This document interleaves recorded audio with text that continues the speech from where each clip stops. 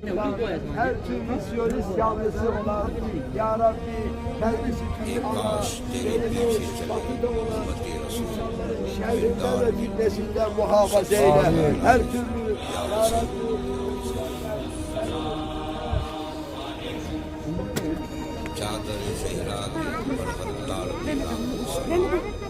अस्सलामुअलैकुम वरहमतुल्लाहि वबरकातुहू। दोस्तों, इस वक्त हम मदीना शरीफ की वो मुक़द्दस वो अहम जगह पर आए हुए हैं जहाँ पे जंग खंदक हुई थी। और पीछे जो आप मस्जिद देख रहे हैं ये उसी दौर की मस्जिद है, 1450 साल पुरानी मस्जिद। तो ये हमारे नबी अलैहिस्सलाम के लिए यहाँ पे बनाई गई थी। जंग खंदक जब हुई थी इस जगह पे, तो ये जंग खंदक ये नाम इस जंग का इसलिए हुआ क्योंकि इस जगह पे एक बहुत ही लंबी खंदक खोदी गई थी ताकि कोई इस तरफ ना आ पाए। जो काफ़िर लोग यहाँ पे आए हुए थे मक्का शरीफ से, हमारे नबी अलैहिस्सलाम मदीना वालों को पूरी 10,000 फ़ौज लेके यहाँ पे आए हुए थे। सोचा था, और तब दोस्तों तब का मैं इतिहास बताऊँ तो तब मदीना शरीफ की पूरी पॉपुलेशन ही 10,000 नहीं थी। मतलब देखा जाए ये पूरी सोची समझी प्लानिंग थी। पूरा शहर के सभी लोगों को वो कर सकते थे, इतना उन्होंने ये प्लान किया था सीक्रेट। लेकिन हमारे नबी अलैहिस्सलाम और उनको ये पता लग गया कि ये लोग ऐसा प्लान कर रहे हैं। पूरे मदीना शहर की दोस्तों पॉपुलेशन ही उस वक्त में 10,000 थी। मतलब उसमें बच्चे बूढ़े सब मिला जुला के भी 10,000 नहीं थी। तो इसलिए क्या कहा, फटाफट सारे सहाबा लोग आए बहुत ही जल्दी और सब ने फैसला किया कि एक मदीना शरीफ का जहाँ पे दाखिल होने की जगह है उस जगह पे खंदक को बनाते हैं। खंदक यानी एक बहुत सा एक रास्ता का गड्ढा करके ऐसा वो पार्ट बनाते हैं पूरा कि कोई अंदर ही ना पाए। तो उस दौर में मदीना शरीफ का दोस्तों आप मैप्स में भी देखें, नक्शे में देखें, मदीना शरीफ के चारों तरफ पहाड़ हैं और मदीना शरीफ के अंदर आने के लिए पहाड़ों के बीच से कोई रास्ते जाते हैं। अगर आपको मदीना शरीफ में आना है तो सब तब उस दौर में जब लोग यहाँ पे आते थे मदीना शरीफ में, तो आज के दौर पे तो 2 रास्ते बन गए, लेकिन उस दौर में लोग जब आते थे तो बद्र और पूरा इस रास्ते से आते थे, बद्र होके और यहाँ से। तो यही वो रास्ता अंदर आने का रास्ता हुआ करता था।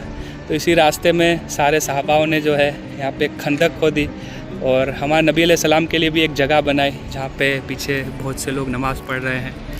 तो फिर हमारे नबी अलैहिस्सलाम और इस जगह पे सब लोग आए, सब सहाबा। और जब काफ़िर लोग यहाँ पे पहुँचे तब क्या उन्होंने देखा कि यहाँ पे तो एक खंदक है, तो वो अंदर आ नहीं सकते। और उन्होंने देखा कि यहाँ पे तो सब पहले से ही वो है, तो जंग नहीं हुई दोस्तों। सब एक दूसरों का वो वही देख रहे थे, वो सामने से कभी उधर से उधर देख रहे थे, वो इधर से उधर देख रहे थे। ऐसा कई दिनों तक सिलसिला चलता रहा। फिर उन्होंने बहुत सी साजिशें की। अंदर मदीना शरीफ में ही यहूदी लोग थे उस दौर में। तो तब यहूदी जब हमारे नबी अलैहिस्सलाम के दौर में थे तो उन्होंने ऐसा शांति का वो कायम किया था कि कोई किसी को वो नहीं करेगा, जुल्म नहीं करेगा। तो ऐसा उन्होंने अंदर अंदर डील की थी। लेकिन दोस्तों यहूदी लोगों को उनका आपको फितनत आपको पता ही है, वो पहले से ही वो है। तो उन्होंने उस वक्त भी धोखा दिया। तो यहाँ से काफिर उनके पास गया और उनको कहा कि आप जो है उन पे पीछे से हमला कर दें, हम आपको ये देंगे वो देंगे। तो उन्होंने इसको एक्सेप्ट किया और वो आगे आए। फिर हमारे नबी अलैहिस्सलाम ने उनको एक अच्छी वो ऑफ़र भेजी कि हम आपको एक आधा या इतना हिस्सा जो है अनाज का आपको दे देंगे। फिर सहाबाओं ने कहा कि अगर आप हमारे ये परिवार के लिए कर रहे हैं हुजूर तो आप मत कीजिए, अगर ये अल्लाह के हुक्म से है तो आप ज़रूर से कीजिए। अगर आप हमारे परिवार की हिफाजत के लिए ये सब कर रहे हैं तो आप ऐसा मत कीजिए। तो इतना दोस्तों सहाबा का मर्तबा देखे कि अपने परिवार की उन्होंने फ़िक्र ना की। जो हमारे नबी अलैहिस्सलाम के साथ थे, अपने बच्चों की फ़िक्र ना करते हुए उन्होंने इस जंग उन्होंने कहा कि हम यहाँ से हटेंगे नहीं। वरना क्या होता है कि हमारे परिवार पे मुसीबत जब आती है तो हम पीछे हट जाते हैं, ऐसा करते हैं। लेकिन उस दौर के सहाबा भी कितने महान थे। तो अल्लाह जो है हमारी 3 चीज़ों से आजमाइश लेता है, जान, माल और औलाद। तो सहाबा सारे जितने सहाबा थे इसलिए उनका मर्तबा बढ़ा है। जब हमारे नबी अलैहिस्सलाम ने कहा कि जान दे दो तो सबसे पहले आगे आकर खड़े होने वाले हमारे सहाबा थे। और जब हमारे नबी अलैहिस्सलाम ने कहा कि इस्लाम के लिए सारा माल आपको वो देना है तो सहाबाओं ने पूरा अपना घर में खाने पीने का एक बर्तन ऐसे इतना कुर्बान कर दिया इस्लाम के लिए। और जब बात आती है कि कुर्बान की तो उन्होंने कहा हमारे लिए हमारे बच्चे पूरी फैमिली आपके लिए कुर्बान। जैसे हज़रत अबू बकर सिद्दीक़ी रज़ियल्लाहु ताला अन्हु का एक वाक़या है जंग बदर के दौर का। तो उस जंग बदर में हज़रत अबू बकर सिद्दीक़ी रज़ियल्लाहु ताला अन्हु के बेटे काफिरों मतलब मक्का शहर की तरफ से आए हुए थे, क्योंकि तब आप ईमान नहीं लाए थे। तो उसी जंग में दोस्तों क्या हुआ कि एक वक्त ऐसा आया जब हज़रत अबू बकर सिद्दीक़ रज़ियल्लाहु ताला अन्हु और उनके बेटे जंग के दौरान आमने सामने हो गए।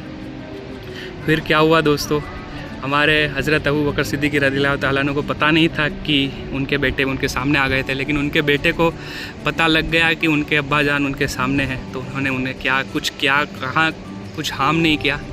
फिर जैसे ही घर पे गए तो घर पे जाके उन्होंने कहा, वैसे रिलेशन में तो बाप बेटे ही थे, जब वापस मुलाकात हुई तो कहा कि अब्बा जान आप हमारे सामने आ गए थे, हमने आपको देखा और हमने कुछ वो नहीं किया। फिर हज़रत अबू बकर सिद्दीक़ रज़ियल्लाहु ताला अन्हु ने कहा कि अगर तुम मेरी सामने आते तलवार के तो मैं तुम्हें शहीद कर देता, क्योंकि ये जंग जो है दोस्तों हमारे नबी अलैहिस्सलाम ने कहा था, फरमाया था, ये काफिरों और उनके बीच में ये बहुत बड़ी जंग हुई थी। तो हज़रत अबू बकर सिद्दीक़ रज़ियल्लाहु ताला अन्हु का वो देखे दोस्तों, जान माल और दौलत सब कुर्बान। तो ये इसलिए उनका मर्तबा दोस्तों अलग है, सहाबा का मर्तबा है। और आज के दौर में ऐसा इतनी वो कोई नहीं कुर्बानी दे सकता जैसे हज़रत इमाम हुसैन रज़ियल्लाहु ताला अन्हु। सब बड़े बड़े इस्लाम के सब कितनी कुर्बानियाँ दी है, तब जाके आज इतने लोग लाइन लगा के नमाज़ पढ़ रहे हैं। अगर वो ना होते तो आज ये कोई ना होता। वो होता है ना कि इस्लाम ज़िंदा होता है हर करबला के बाद। पहले सब वो तो थे, लेकिन उनके बाद से लोगों को जितने सहाबा की सब किस्से सुन के और जितने हज़रत इमाम हुसैन और इमामों के किस्से सुन के हमारे दिलों में और ज़्यादा मोहब्बत हुई हमारे दिलों में। तो ये इसलिए उनका मर्तबा है। बाकी ये जो खंदक की सारी लोकेशन है अभी मैं आपको दिखा रहा हूँ। वैसे बहुत सी आपको वाक़या सुना दिया आज इस माशाल्लाह इस सफ़र में, इस खंदक की लोकेशन में। मुक़द्दस मस्जिद है जहाँ पे हमने नमाज़ पढ़ी, और इसी जगह पे अलग अलग मकामात हैं। जैसे मस्जिद, एक मस्जिद का नाम है हज़रत अली रज़ियल्लाहु ताला अन्हु, एक मस्जिद का नाम है हज़रत अबू बकर सिद्दीक़ रज़ियल्लाहु ताला अन्हु, एक मस्जिद हज़रत उमर फ़ारूक रज़ियल्लाहु ताला अन्हु। तो उन सब मस्जिद जहाँ पे तामीर आज कर दी गई है, उस मस्जिद में सारे उनके खेमे लगे हुए थे उन सहाबाओं के। तो वो सारी मस्जिदें भी नीचे ही है।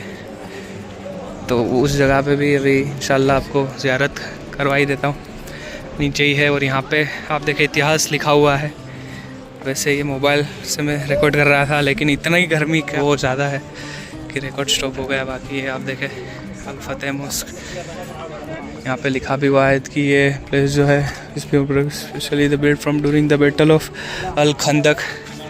तो बैटल ऑफ अल खंदक के वक्त में ये बनाई गई थी ये मस्जिद, इसलिए लोग यहाँ पे ज़्यादा नमाज़ पढ़ रहे हैं।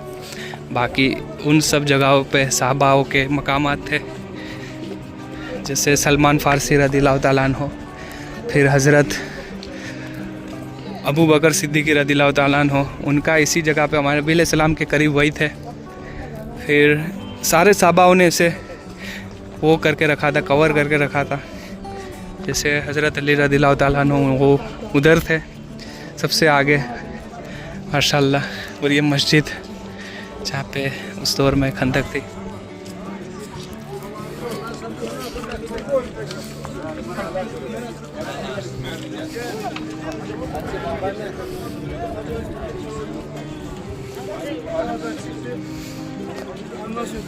आज के वक्त में इतना वो कर दिया है डेवलप, तो पता नहीं लग रहा है। पहले के वक्त देखे ये सीढ़ियाँ जो है वो पहाड़ी था और यहाँ पे खंदक बनाई गई थी इस जगह पर।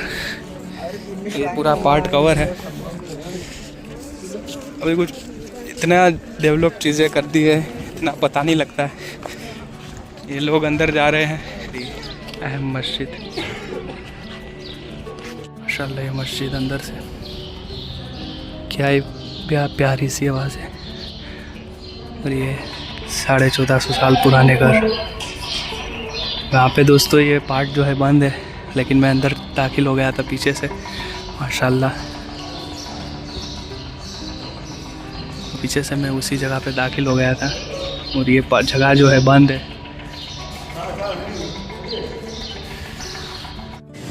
और मस्जिद अंदर से